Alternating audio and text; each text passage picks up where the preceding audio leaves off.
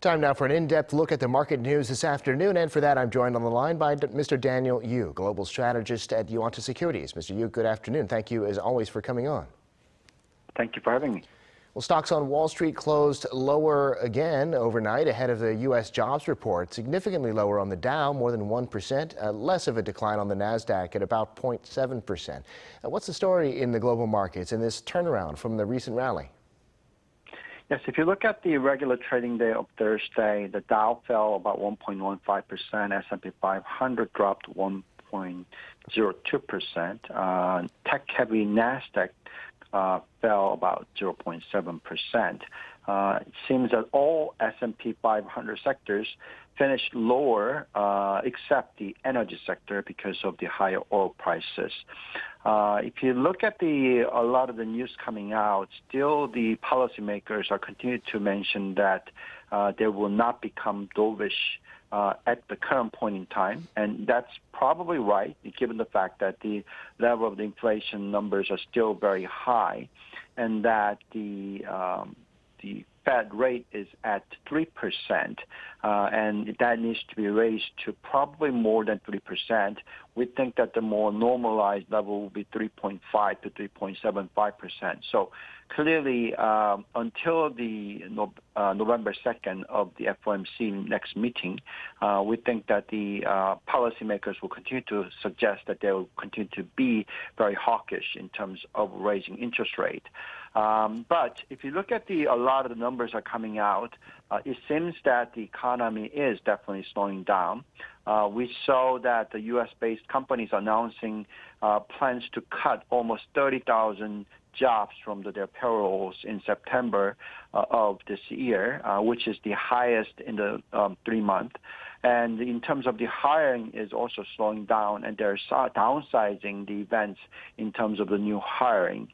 Also, the sentiment of the CEO of the U.S. corporations are one of the weakest, which indicates that the hiring trend would become much worse than it used to be. So clearly that is indication that there will be quite of a slowdown expected in terms of the economic conditions, and that will cause the probably Fed to become probably more of dovish rather than hawkish after the rate hike in November. So we need to watch out what happens to the unemployment ratios and the level of the inflationary numbers. We will get the September numbers probably next week, and we need to watch that out and see how the Fed will change their tone. But in at current point in time, we think that the market has rallied after this sharp drop in September. We don't have any grounds for that rally to continue unless there's a changes in terms of inflations or the Fed stance.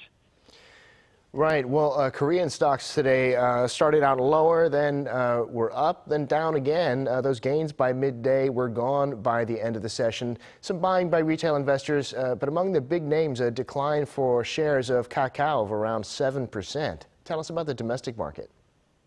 Yes, if you look at Korea, it's down slightly for Kospi by 0.22%. Nasdaq is down by about 1%. Clearly, we are seeing quite a trading market, and in terms of the volume, it dropped significantly for the Kospi. Trading volume is significantly less than what used to be in the past 2 days. Clearly, this is just that people are really not seeing the direction of the market.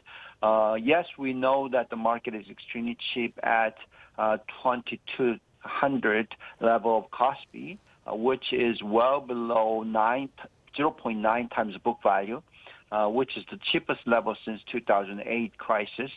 So we know that the Korean market is cheap, I guess, but we're wondering what might be happening to the earnings numbers as we will hearing a lot of the worries that the economic slowdown will affect quite negatively for Korea.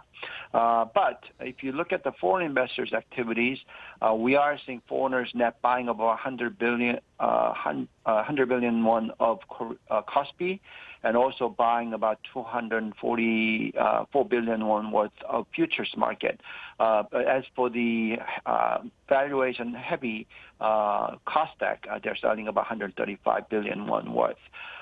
In terms of the local investors, they are just not really sure whether the direction is seen. Foreign investors are the buyers, but whereas the local investors and institutional investors, there are mixed signals coming out. One day they're buying, one day they're selling. Overall, we need to look at what might be happening to the interest rate environment and what's happening to the current account numbers, and what's happening to the currencies. When we saw Korean won depreciate to as high as 1440 level, we saw continuation of uncertainties, but we have seen quite a bit of a appreciation to about 1400. Then again, recently it went up to as high as 1415 level. So clearly the direction of the won is affecting the Kospi movement. If the won continues to appreciate, then yes, the foreign investors will be net buyer, and we will see that market to be quite stabilizing and then see further rise. But for the time being, the volatility in currency affects negatively to the overall market. But in terms of, as I said, the valuation seems to be very cheap, and therefore clearly the interest is there. We think that if we see any kind of growth sectors, including the EV market as well as semiconductors in terms of a long-term basis, and also shipping and other various export-related sectors, we think the growth is still there, and therefore chip valuation makes it attractive. So we will see continuation of interest building up. We think that Korea is in a good position for overweight position relative to the global market at the current point in time on the basis of current valuation as well as the currency.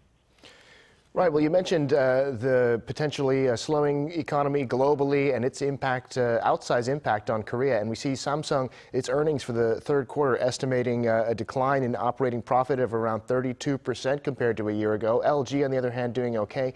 What do you see happening at these companies with all that's going on right now? Yes, Samsung estimation for the third quarter profit is at 10.8 trillion won, which is down by 32% year on year.